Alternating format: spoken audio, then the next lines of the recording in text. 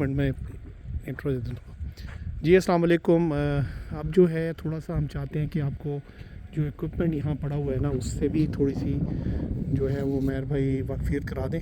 So one by one हम चलते हैं। ये जो है ये बेसिकली रेपर है और इसमें 3 हलें लगती है ना, अभी 2 लगी, एक लगी हुई है जी। इसमें 3 भी लग सकती हैं, 1 भी लग सकती है। ठीक है। लेकिन ये इसमें 2 एक चीज़ें मैं बताता चलूँ कि इसमें जो है mainly this is called chisel hail. और चिज़ल हेल जो है ना, ये तकरीबन 3 फुट गहरा होता है।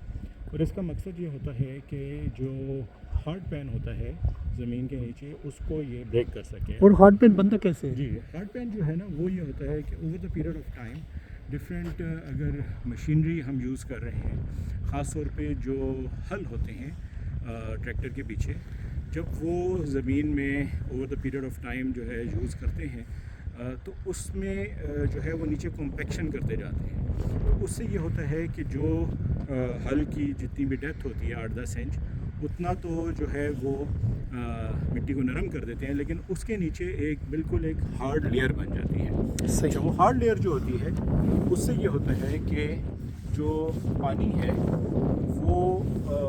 वो जो है वो नीचे जा नहीं सकता, और इसी तरह जो रूट्स हैं प्लांट्स की, वो भी नीचे नहीं जा सकती।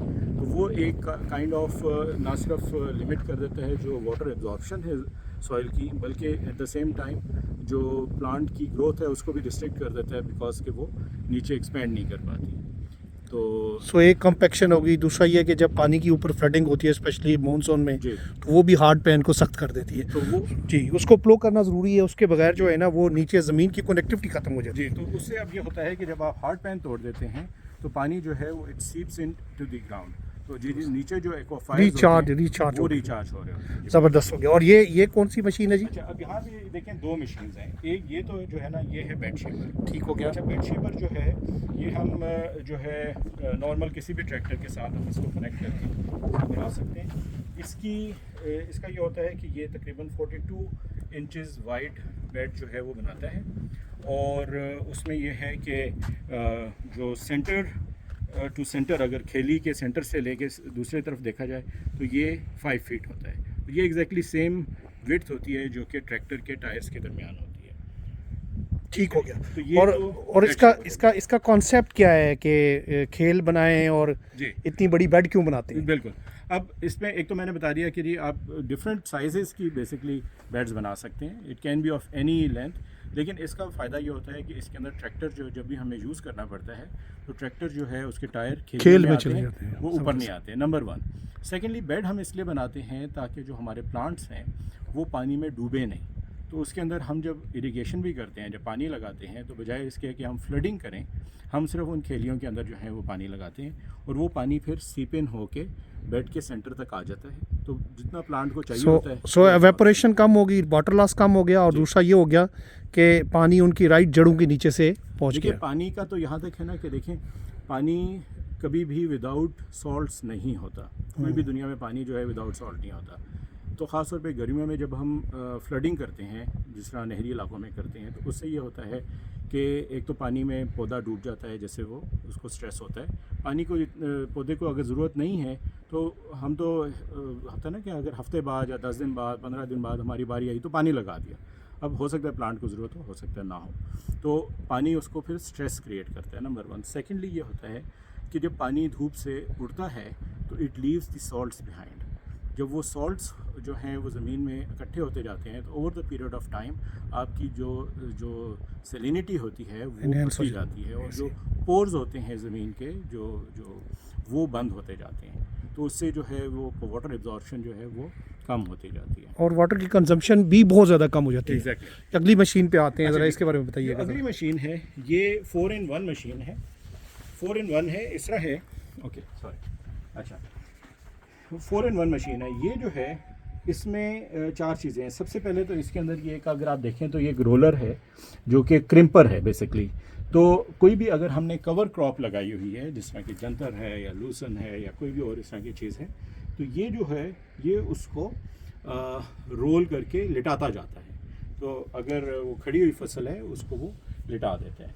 ठीक हो गया। उसके पीछे अगर आप देखें जो ये ड्रम सा नज़र आ रहा है, इसके अगर आप नीचे, हाँ जी बिल्कुल फोकस कर सकें, तो ये मल्चर है।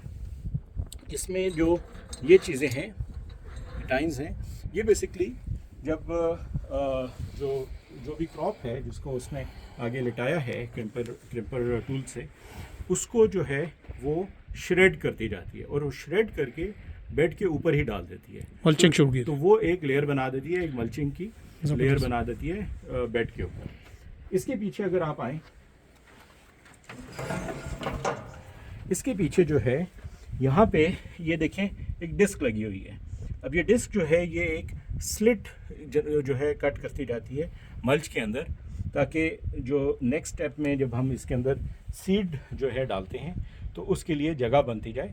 और वो ये इसकी एडजस्टमेंट हो सकती है स्लिट की कि ये हम कितनी डीप कर ये मतलब अब आगे सोइंग का सिस्टम शुरू हो गया। ये आगे सोइंग का स्टार्ट हो गया। ज़बरदस्त। अच्छा, सोइंग के अंदर भी ये है कि अगर आप इधर आएँ तो इसके अंदर अगर आप जूम कर सकें तो इसके अंदर डिफरेंट डिस्क डलती हैं। अभी शायद अंधेरे की वजह से नज़र ना आ रहा हो।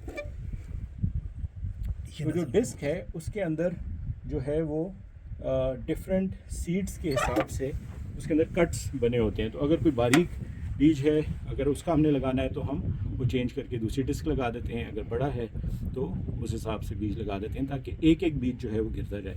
अब मैं इसकी एक छोटी सी आपको एग्जांपल दूं कि अगर 1 एकड़ में नॉर्मली अगर छट्टे के थ्रू 1 मन अगर हमें वीट जो गंदम है उसका बीज चाहिए, इसके थ्रू जो है वो सिर्फ हमें तकरीबन 5 किलो लगेगा। तो हमारी इतनी सेविंग हो जाती है। इंस्टेड ऑफ 40 kgs हम यूज़ करें चट्टे के थ्रू, इसके थ्रू एग्जैक्ट प्रिसाइज डिस्टेंस के ऊपर सिर्फ 5 kg में हम इसको प्रोड्यूस कर लेंगे, यूज़ कर लेंगे। सो इसने ये जो रोलर है इसने फरो जनरेट की, उधर सीडलर से सीड आया और फिर उसको पैक कैसे करते हैं? और उसके बाद जो है ये अगर आप नेक्स्ट देखें, ये जो व्हील्स हैं ये उसको दबा देते हैं, उस जो स्लिट होती है उस जगह जो कट लगा होता है मेन में, उसको दोबारा दबाते जाते हैं ताकि सॉइल और सीड का कांटेक्ट जो है वो दोबारा हो जाए। ज़बरदस्त। और ये मशीनें जो हैं ये उस वक्त तक काम की नहीं है जब तक उसके पीछे एक ऐसा दिमाग ना हो और एक अच्छा सा रिलायबल जो है वो ट्रैक्टर ना हो, क्योंकि इन सब चीज़ों को पावर करने वाला बेसिकली सिस्टम जो है एक अच्छा ट्रैक्टर ही है। तो बहुत शुक्रिया आपका, आपने हमें इतना अच्छा मशीनों से वाकफ़ी कराई है। एंड प्रॉबेबली मेरे जैसे और बहुत सारे लोग हैं जो आपसे ये चीज़ें सीखेंगे और इंशाल्लाह अपने फार्मिंग की प्रैक्टिस में ले भी आएंगे। ज़रूर। तो थैंक यू, अल्लाह हाफ़िज़। शुक्रिया जी, थैंक यू, अस्सलाम वालेकुम।